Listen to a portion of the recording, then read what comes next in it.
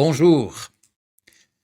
Pourquoi certaines de nos prières ne sont-elles pas exaucées et pourquoi sommes-nous pourtant invités à persévérer dans une humble attitude faite de confiance et de reconnaissance devant le Seigneur? Eh bien, c'est à ces deux questions que le texte d'aujourd'hui me semble offrir quelques pistes pour répondre à nos interrogations. Le récit que je vous lis donc maintenant se trouve rapporté dans le premier livre de Samuel, au chapitre 2, les versets 1 à 21. À Rama, dans la région montagneuse d'Éphraïm, vivait un Israélite appelé Elkana. Il avait épousé deux femmes, Anne et Pénina. Pénina avait des enfants, mais Anne n'en avait pas. Et chaque année, Elkana se rendait de Rama au sanctuaire de Silo pour y adorer le Seigneur, le Dieu de l'univers, et lui offrir un sacrifice. Elkana avait l'habitude de donner à Pénina et à chacun de ses enfants un morceau de l'animal sacrifié. Mais à Anne, il donnait une part de choix, car il l'aimait beaucoup, bien que le Seigneur ne lui ait pas accordé d'enfant. Quant à Pénina, l'autre femme, elle cherchait sans cesse avec ses ânes pour l'humilier de n'avoir pas d'enfant. Et chaque année, lorsqu'Anne se rendait au sanctuaire du Seigneur, la même scène se répétait. Or, une année, comme Anne se mettait à pleurer et ne voulait rien manger, son mari lui demanda « Anne, pourquoi pleures-tu ? Pourquoi ne veux-tu rien manger? Pourquoi es-tu si triste?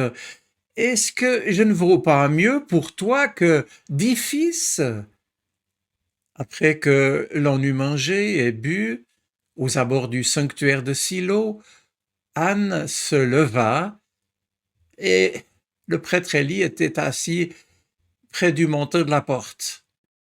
Anne était très affligée.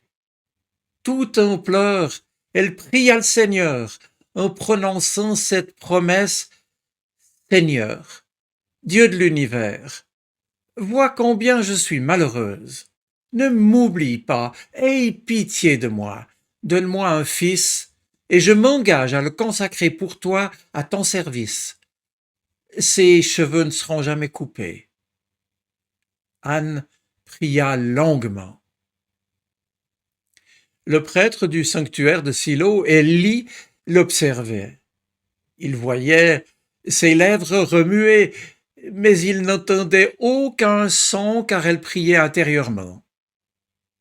Élie pensa qu'elle était ivre et lui dit « Resteras-tu encore longtemps dans cet état? Va faire passer ton ivresse ailleurs. » « Non, je ne suis pas ivre, » répondit Anne. « Je suis une femme malheureuse, mais je n'ai pas bu. Je suis ici pour confier ma peine au Seigneur. Ne me considère pas comme une femme de rien, et si j'ai prié aussi longtemps, c'est parce que mon cœur débordait de chagrin et d'humiliation. » Alors Élie déclara « Va en paix, et que le Dieu d'Israël t'accorde ce que tu lui as demandé. » « Et toi, répondit-elle, garde-moi ta bienveillance. » Puis Anne s'en alla. Elle accepta de manger. La tristesse avait disparu de son visage. Et tôt le lendemain matin, Elkana et sa famille allèrent se prosterner devant le Seigneur, puis ils retournèrent chez eux à Rama. Elkana s'unit à sa femme Anne, et le Seigneur exauça la prière de celle-ci. Anne devint ainsi enceinte, puis mit au monde un fils. Alors elle déclara « Puisque j'ai demandé au Seigneur, je lui donne le nom de Samuel. » Quel beau récit, à la fois dramatique, un peu comme nos vies d'ailleurs parfois, et pourtant riche d'espérance pour ceux et celles qui vont au-delà de leur peine pour tout remettre entre les mains du Seigneur. Les circonstances, vous les avez entendues. Mariée donc à Elkana, Anne souffre de ne pas avoir d'enfant, alors que Pénina, l'autre femme d'Elkana, ne cesse de lui faire sentir sa supériorité du fait de ses maternités. Méprisée. Pourtant Anne garde le silence, mais son humiliation est profonde, et son désespoir l'empêche de manger. Elle pleure. Même l'estime et l'amour de son mari ne peuvent la consoler. Rappelez-vous, avec Sarah, l'épouse d'Abraham, avec Rachel, l'épouse de Jacob, Anne est comme elle, victime impuissante, en fait, d'un triple malheur. D'abord, la souffrance bien sûr personnelle de ne pouvoir avoir d'enfant. Et puis l'opprobre social de la stérilité, car à l'époque, ne pas avoir d'enfant était un déshonneur et signe que Dieu n'avait pas béni. Et puis enfin, l'humiliation de partager le mari avec une autre femme qui, elle, est féconde et assurera une descendance. On sait ainsi que c'est bien la païenne Agar qui a donné Ismaël à Abraham, et que Léa donnera Ruben, Siméon, Lévi et Juda à Jacob. Et donc ici, Pénina avait donné également des fils et des filles à Elkana. Dans ces trois cas, les femmes stériles seront pourtant désignées comme les préférées de leur mari. Mais revenons maintenant à Silo. Et le récit nous apprend qu'en plus, donc, de toute sa souffrance, Anne, alors qu'elle est venue près du sanctuaire, qu'elle est en prière, va rencontrer l'incompréhension d'Élie. Élie, alors vous savez, Élie avec un H à ne pas confondre avec Élie, le prophète. Donc Élie, à Silo, lui, il est le dernier des juges d'Israël. À la fois un homme de Dieu, un prêtre, un législateur, bref, un leader religieux. Cela dit, c'est bien auprès de Dieu qu'Anne est venue trouver du réconfort. Et le récit nous dit qu'après lui avoir confié sa peine, son visage est plus lumineux, son cœur est paisible. Plus encore, le Seigneur va lui répondre et lui donne un petit garçon qu'elle appellera Samuel, qui veut dire Dieu a écouté, Dieu a entendu, Dieu a exaucé. Et nous, lecteurs de la Bible, nous savons que cette réponse fait partie du projet de Dieu pour son peuple et que cet enfant, Samuel, sera une source de bénédiction pour Israël, et c'est lui que Dieu même utilisera plus tard pour oindre David comme roi. Mais nous sommes en droit de nous demander, mais oui, pourquoi se fait-il qu'Élie ait pu se tromper à ce point en reprochant à Anne d'être ivre alors qu'elle était en prière? Eh bien, il faut savoir que dans l'Antiquité, on ne priait que très rarement en silence. Pratiquement toujours, on priait à voix haute. Et ici, Anne s'exprime avec une grande pudeur. Et Élie se méprend donc sur son comportement, raison pour laquelle il la prend à partie. Et là, je me dis que c'est parfois aussi le cas quand on traverse une épreuve. Non seulement on souffre, mais pire encore, parfois ceux qui sont autour de nous considèrent que c'est de notre faute. Ici, Élie, en somme, la traite d'alcoolique et lui demande de cuver son vin ailleurs. Anne pourtant va répondre humblement et confier à Élie non pas l'objet de sa supplication, mais le simple fait qu'elle est affligée et qu'elle s'est présentée comme telle devant Dieu. Alors, nous dit le récit, Élie la prend en sympathie, et en somme, il s'associe à sa prière, donnant sa propre bénédiction. Il dit que Dieu t'accorde ce que tu lui as demandé. Et on constate alors que cela va suffire à Anne pour changer complètement d'état. Elle se remet à manger, retrouve en somme figure humaine et reprend ses activités. Elle n'est plus donc dans une prière suppliante et affligée. Elle va pouvoir se comporter désormais comme une personne reconnaissante et confiante qui sait déjà que sa demande a été entendue. Aujourd'hui, on dirait peut-être qu'Anne a pris de la distance à l'égard de son problème, sachant simplement que l'affaire ne dépend plus d'elle. Eh bien, mes amis, ne pensez-vous pas que son attitude peut nous inspirer dans notre vie de prière?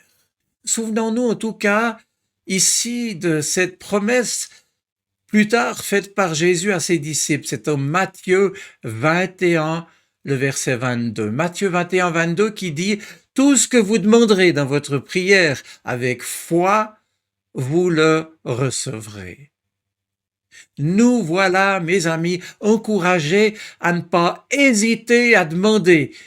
Et puis, comme on dit, à considérer que le dossier va suivre son chemin et que cela, en d'autres mots, ne dépend plus de nous, mais de celui à qui nous avons remis toutes choses. Oui, confions à Dieu ce qui nous préoccupe, ce qui nous afflige, ce qui nous peine. Confions-lui ce qui nous pèse et remettons-lui ce que nous lui confions. Et puis alors, oui, alors, comme Anne, faisons-lui confiance. Et nous l'avons vu, de cette confiance va naître Samuel, dont le nom signifie, je l'ai dit, Dieu a entendu, Dieu a exaucé, Dieu exauce.